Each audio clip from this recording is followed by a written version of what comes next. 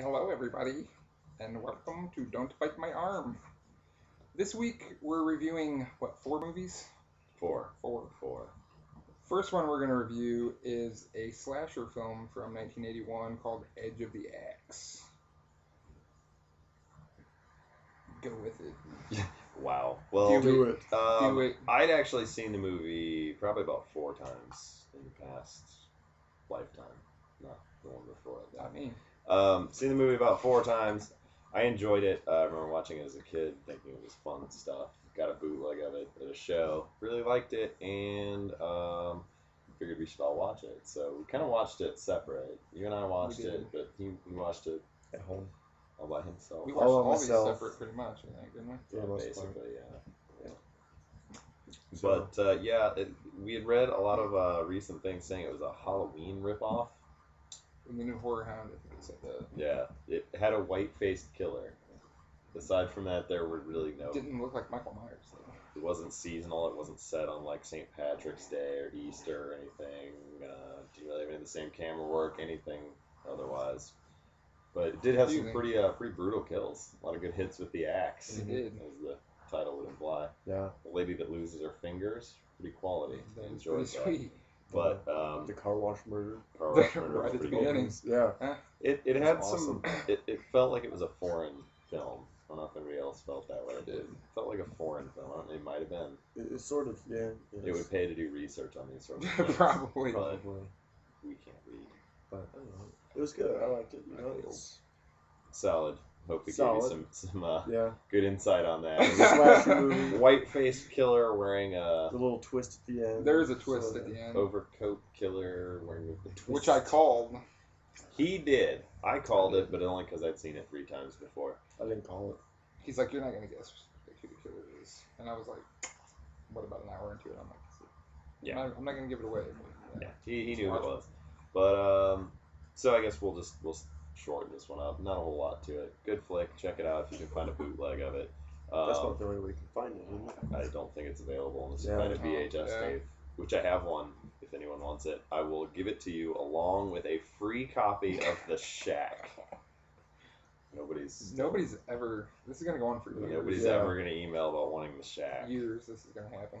Seriously though, I will give you The Shack. You will have it with Edge of the Axe. I'll sell you my VHS for.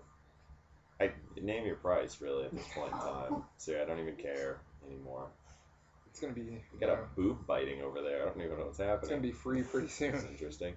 Okay, well, on to the golden scepters for Edge of the Axe. I'm gonna give it the possessor will give it a 6. It's a fun slasher flick. It's a fic. It's a fun slasher fuck. Almost entertaining at points in time. Yeah. Kind of boring in others. So it was alright. A little bit. But a little bit of a 6. Fun. A little 6er. Is what we'll give that. A 6er. You want me to go? I'll let you go. Yeah. I think I'm gonna do the same. I think I'm gonna give it a 6. Enjoyed it.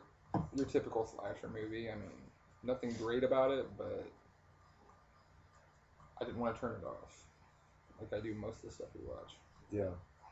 Hell Week.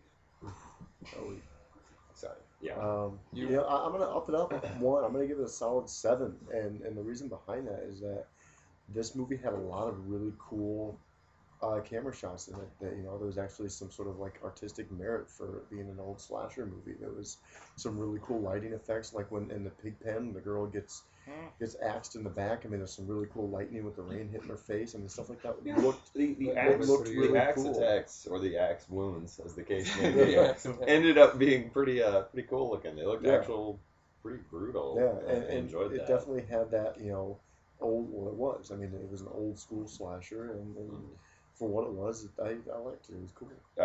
One of the scepters I gave it was for the sweet computer. It was the talking computer, the rockin' Apple IIe that they were sweet. using.